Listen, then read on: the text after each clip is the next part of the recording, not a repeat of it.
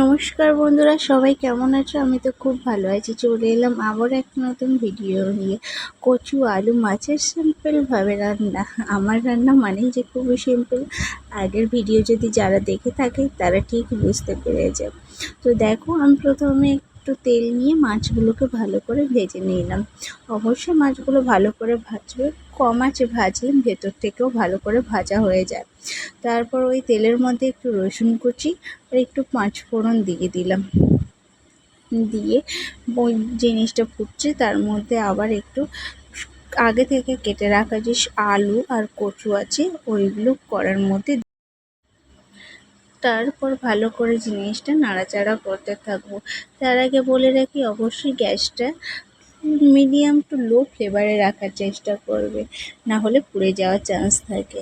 এবার আরেকটা কথা বলি, একজন নতুন ইউটিউবে কাজ করতে গেলে খুবই কষ্ট হয়। মানে তাকে প্রথম থেকে শুরু করে আবার একদম সাকসেসফুলের লাইনে যেতে গেলে খুব কষ্ট করতে হয়। তার জন্য দরকার আপনাদের ভালোবাসা।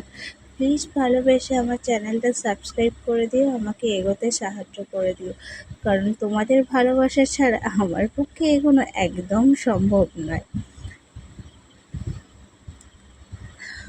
চলো, তারপর আলুগুলোর মধ্যে নাড়াচাড়া করে নিয়ে ওর মধ্যে টমেটো দিয়ে দিলাম। তারপরে একে একে নুন, হলুদ, গুঁড়ো লঙ্কা আর জিরে গুঁড়ো দিয়ে ভালো করে নাড়াচাড়া করতে থাকবো।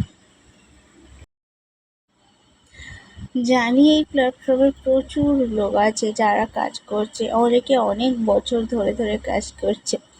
আমিও চেষ্টা করলাম, দেখা যাক কী দিন দেখা দেয় আমাকে ভগবান আর তোমাদের ভালোবাসা। তো চলো, ভালো করে নাড়াচাড়া করে নেব জিনিসটা। মশলাটাও ভালো করে আলু আর ওই কচুর সঙ্গে কষিয়ে নিচ্ছি। একটা কথা কি বলো তো, মানে নুন লঙ্কা হলুদ ছাড়া তরকারিটা যেমন ব্যালেন্স হয় না, জীবনটাও সেরকম ভালোবাসা ছাড়া ব্যালেন্স হয় না। ভালোবাসা আবার একতরফা নয়, দুতরফা হওয়াটা খুবই জরুরি।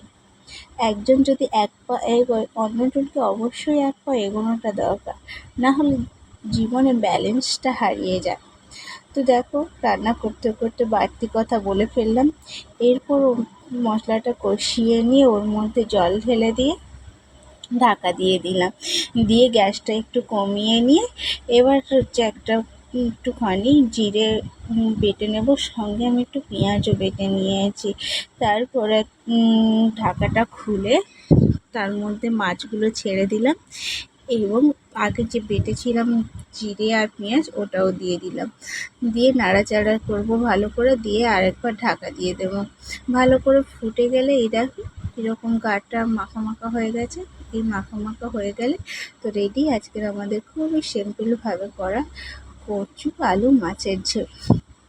ভিডিওটা ভালো লাগলে অবশ্যই চ্যানেলটা সাবস্ক্রাইব করে দিও।